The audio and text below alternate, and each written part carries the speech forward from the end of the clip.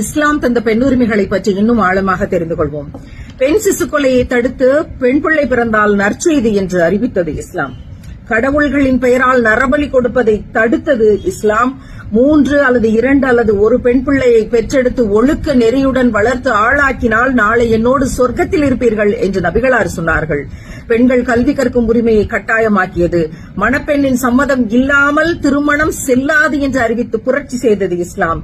திருமணத்தில் வரதட்சணையை தடுத்து ஆண்கள்தான் பெண்களுக்கு திருமண கொடையை தர வேண்டும் என்று மகர் திட்டத்தை அறிமுகம் செய்தது இஸ்லாம்.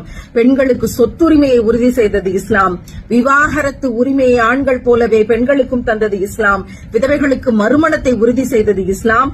தாயின் காலடியில் சொர்க்கம் கிடைக்கிறது என்று தாய்மைக்கு பணிவிடை செய்யுங்கள் என்று ஊக்கப்படுத்தியது இஸ்லாம். இவை மனிதன் தந்த உரிமைகள் இல்லை, இறைவன் தந்த உரிமைகள்.